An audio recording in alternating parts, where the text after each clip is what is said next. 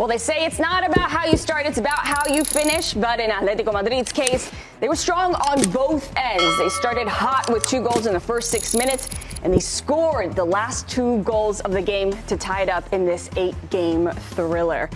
It's very different this year, and they do have a very tough stretch of games in this next month. And Nico, you said it yesterday that the next time that we reach this leg 2 of these semifinal games versus Barça, Atlético Madrid, they could be a flop or they could be the best team that Diego Simeone has ever coached. That's the margin that Atlético Madrid is walking on right now. It could go either way because they have 4 games, I would say, before that second leg of the Copa del Rey semi-final that could be pretty definitive. Starting this weekend against Athletic Club, a team that's sitting in 4th in La Liga, and you don't want to lose pace with the top dogs, one of which is Barcelona, that you're playing again before the second leg. So these are very mentally demanding games that Atletico Madrid are going into, just like the one yesterday. They have that relentless competitive spirit, which is great, but hopefully it doesn't burn them out because you can't put those performances together one after the other, after the other, after the other, after the other, and not expect to be burnt out. So there's a essence of control that I think Atletico Madrid fans would like to see in their team before they kind of go guns blazing into the most critical part of the season. Julian Alvarez, what rating are you giving him, Tom? I'll go with an 8. I thought he was really strong for Atletico Madrid. He was integral to the start of the game, again, with the goal, with the assist. He typifies this attack in the way that he kind of moves and makes players around him better while getting his. I thought he was very good on the day. 8. Yeah, I'll go for an 8 as well. 5th goal in Copa del Rey.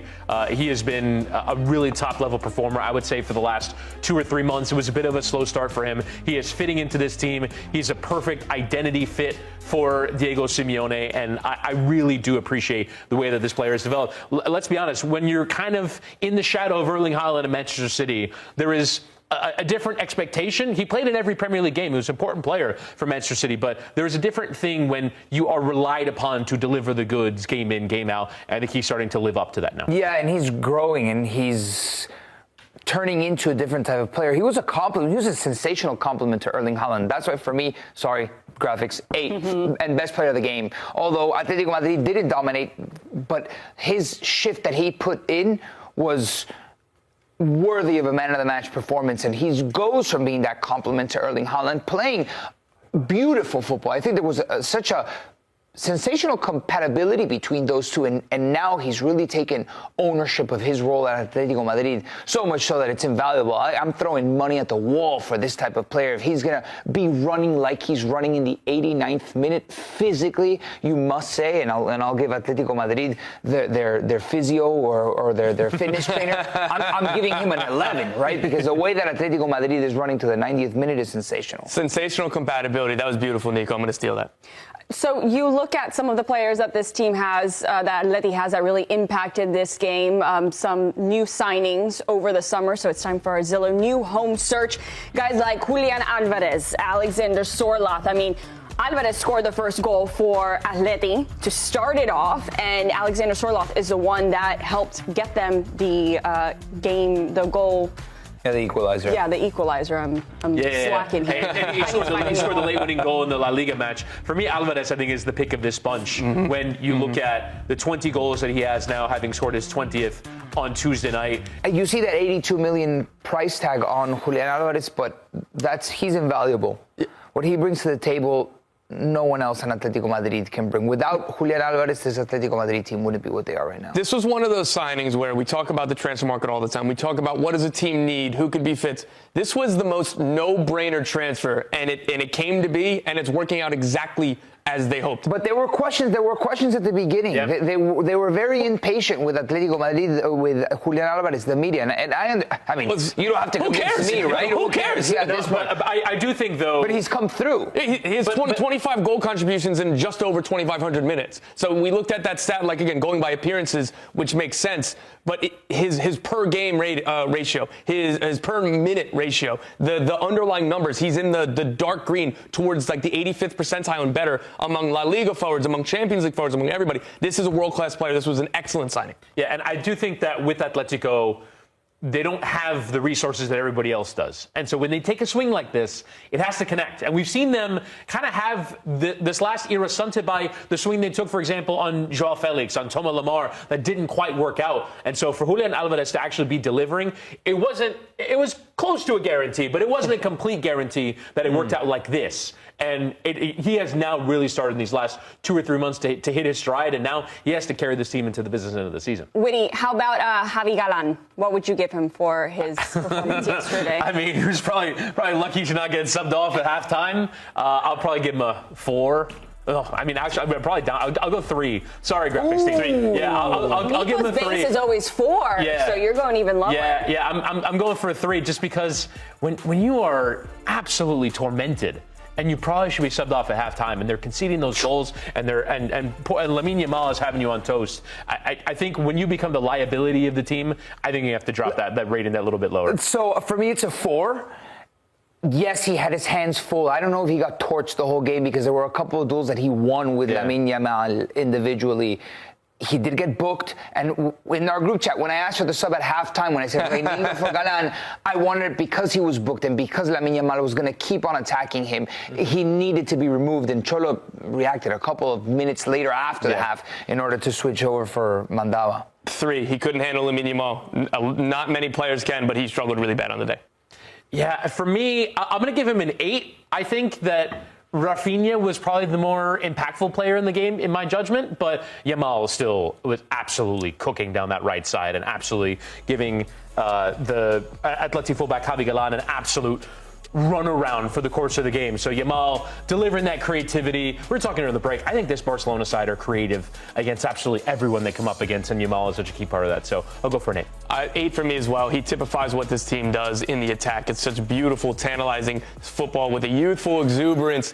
But the duality of this team is how poor and naive and shocking, honestly, defensively they were. But looking at the attack, looking at Lamine Yamal, he delivered. He was absolutely cooking every single time he got the ball on that flank. He was awesome. 8 for me. Yeah, I think he would have needed like a goal. I understand his assist kind of opened up the game for Barcelona at one point, and it could have been a little bit greater the difference that Barcelona set. Well, there was really no difference, but at one point the game could have been 3-0, right? For Barcelona, they looked like a 3-goal difference for Barcelona, not 3-0. There was a chance that Lewandowski missed, but Lamine Yamal was very involved. For me to give him an 8, I would have liked like another goal or another assist because he was cooking. Javi Galan had his hands full the entire game up until he was subbed off. So I'm going to give him a 7, and that definitely sets my standard for the rest of my grading today.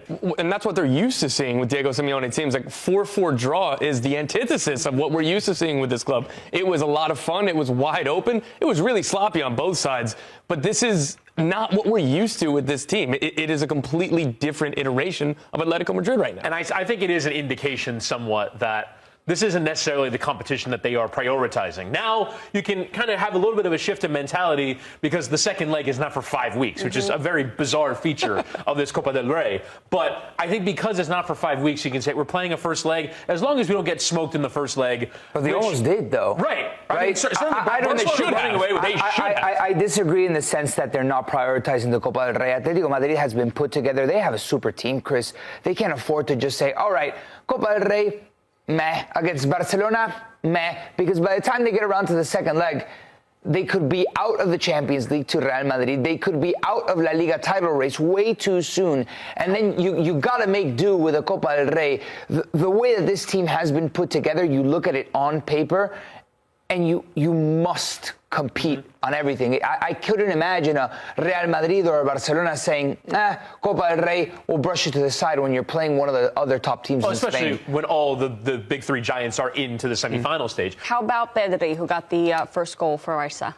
Yeah, I'll give him a 7. I understand that he does get a goal in the game, and he is such a wonderful operator in that midfield. He does such a great job of drifting in between the lines and popping up in good spots. I do think that when you give up 4 goals and you're meant to provide some of that balance in midfield, that some of that responsibility falls to him. So I'll give him a 7 for the game.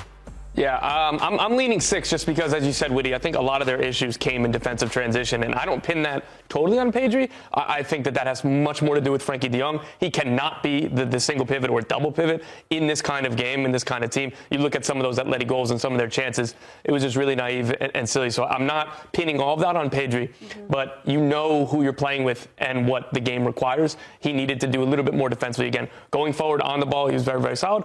I'll give him a 6. For me, it's a 7.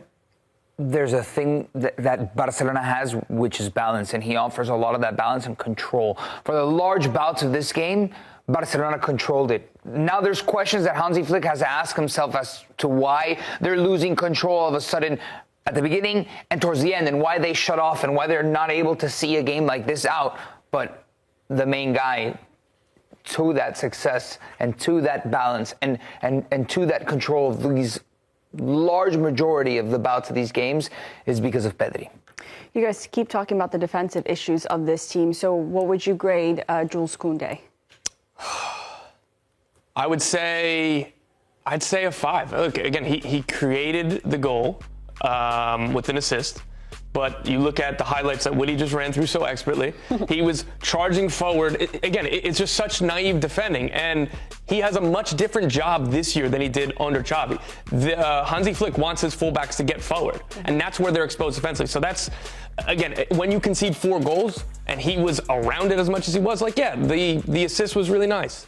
What I want from a fullback, again, somebody who it was a center back when signed and who can play center back, and that might be his best position in the future. Who knows? For somebody like this, I care more about defensive acumen. I'll go for a 6. I'll go for a 6 just because of that attacking involvement. Understood that when you're a member of the back line, when you give up that many goals, that you're probably not going to get a 10. But I do think that Koundé has, in my view, fairly dramatically improved in getting forward and picking up the right ball, not just getting into that position, because he got into that position plenty. Providing assists, being an impact maker, difference maker. Yeah. I agree with you. Yeah. He's been sensational. Much better creatively, in my view. Jules Koundé, but yes, a member of the backline, especially when you play so high and you do concede 4 goals and you get exposed, especially on that left-hand side that at one point Atlético Madrid really started channeling that area. Their attack was going through that area of the field. I can't give him higher than a 5. I think without a doubt, I understand that Champions League is the most important, and La Liga too, almost at the same level. Yeah. I don't want to feel like we're minimizing their Copa del Rey effort here, because they could have potentially a final, if they do make it to the final, against Real Madrid.